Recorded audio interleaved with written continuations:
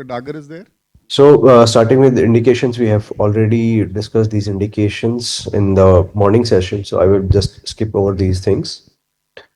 The only point is with grade 1 and 2 facetal arthropathies, we can still do total disc replacements. And these are not the contraindications right now. So, coming to the preoperative planning stage. So, once I have decided that patient needs a total disc replacement and patient has agreed to undergo that, one point that I need to point out is I always check for pulses, peripheral pulses, mainly dorsalis pedis and posterior tibial in my cases, because I will be approaching the spine from the front, and one of the complication is arterial damage during surgery. So we should know the preoperative status of the peripheral pulses. So usually when we are operating on the spine, we are focusing on this area, the posterior part where we have to decompress. But when we are doing total disc replacement, you have to look on your MRI images in the front also. So this is the axial section at L5S1. You can see there are no vessels here, and this is an ideal situation where there is no major medial sectional artery which is passing over the L5S1 disc space, and both the iliac vessels on both the sides, they have already bifurcated and are on the side, so that you have a direct access in the front.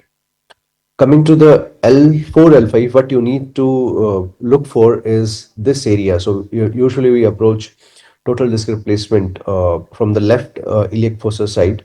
So on left side, this is the ideal soft tissue plane that should be there. You can see here the vessels are in the center. So when I am retracting it across, so it will take much less effort. So this is the thing that you need to see. Compare that images with this thing. Here you can see that this is again anatomy at L4, L5. You can see the vessels have already been bifurcated and they are on much more on the left side. So in this type of cases, I need to mobilize them to the opposite side. The other thing that you see in such type of cases is a slight fat planes.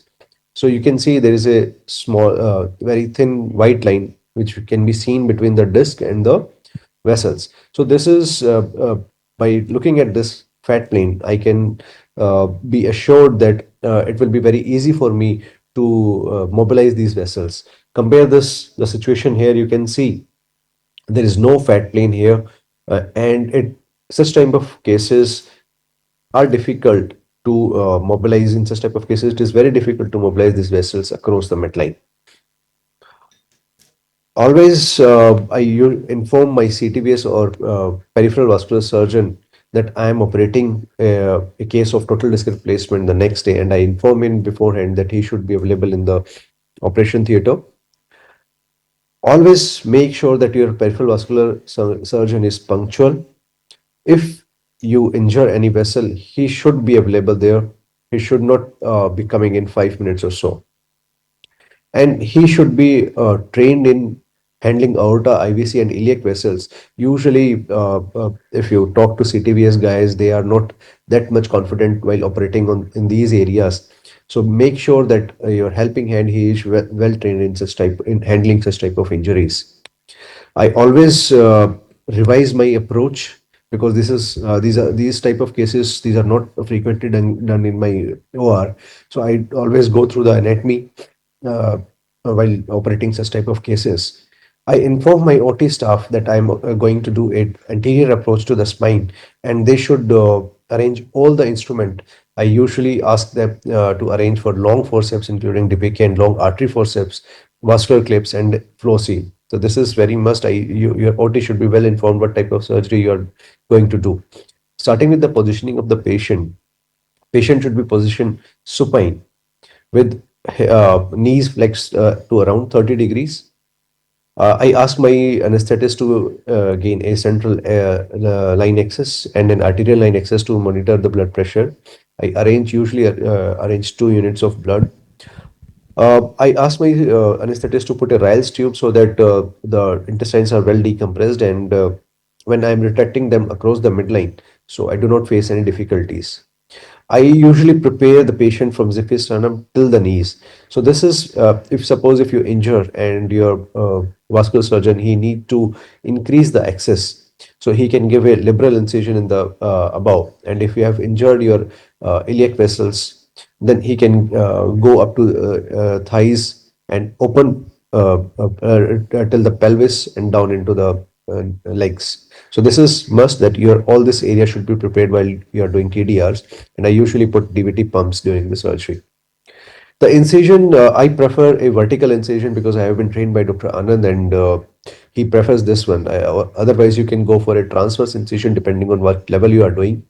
So for L4, L5 and L5 S1 levels, I usually give an infraumbilical vertical incision in the midline. But if I have to operate at L3, L4, so I have to go across the umbilicus, and your incision, make sure that when you are operating, your incision should be in line of the plane of the L5S1 disc space if you are operating at L5S1. So once I have given the incision, the subcutaneous tissue is dissected, and you have to identify the linea alba in the midline. You take forceps and pull linea alba upwards and make a small rent into it, and then put your finger inside that rent, and you cut linea alba over your finger so that you do not damage the internal organs. Once a plane is developed, the linea alba is cut. So you develop a plane between fascia transversalis and peritoneum. This yellowish part is the peritoneum, and these are the rectus, bilateral rectus muscles you can see. And you have to develop place somewhere here. Once the plane is developed, you put your hand and you go towards the left iliac fossa. You ask your assistant to raise the abdominal wall above, and then you dissect in this plane. I usually look for inferior epigastric artery, which is usually running here at this point. And if you injure it, it might bleed. So do not panic. Just put a mop here and compress it with this. Ask your assistant to compress it with the retractor. It usually stops. So reach up to the iliac fossa, and then with the swiping movement of your hand, detach the peritoneum and its content from the abdominal wall, and then pull them across. While you reach, when you reach the iliac muscle, palpate for ureter, which will have some sort of peristalsis going, and your fingertip will be able to palpate it. Take the ureter along with peritoneum and its content towards the opposite side. Once you have done that, you set up your retractor system, and this is how the system will look like. So there will be a direct pathway from you to the vertebral body, and all the things will be retracted to the one side. So uh, once you have developed a safe corridor, start with the usual steps.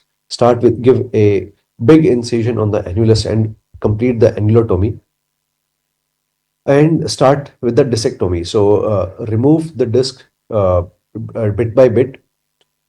It is very important that all the disc material is removed by using different disc forceps and rongers. Uh, Go as far laterally as you can, because you have to do complete discectomies in while you are doing TDR.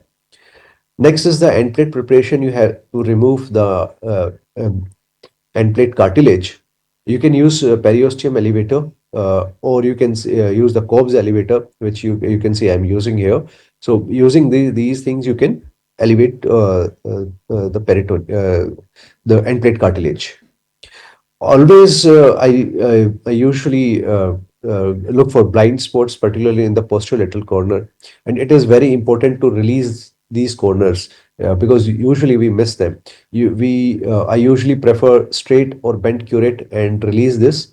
Once I have released, so I should be able to pass a nerve root hook to the posterior part of the vertebral body, and I should be able to move it across from right to left, and I should be able to do both at L5 end plate and S1 end plate.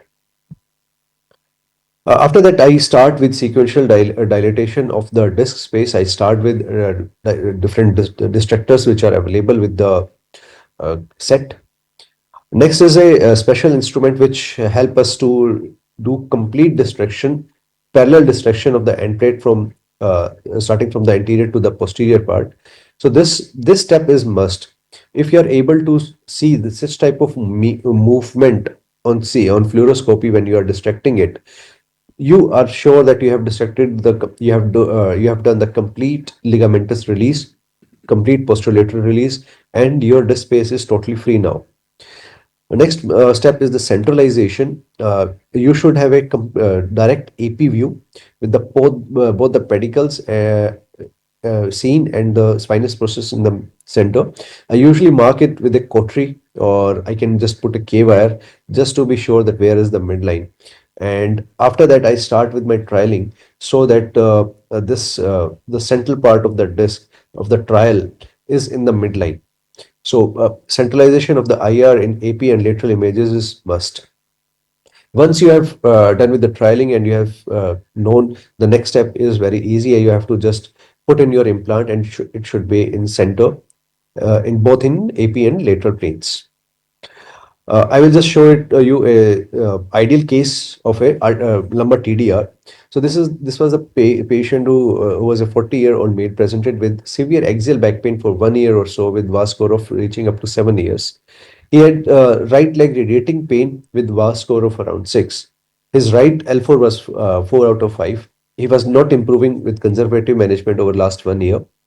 This was his MRI. You can see that L4 L5 there is a disc degeneration. On right, there is right foraminal stenosis and the exiting nerve is being compressed.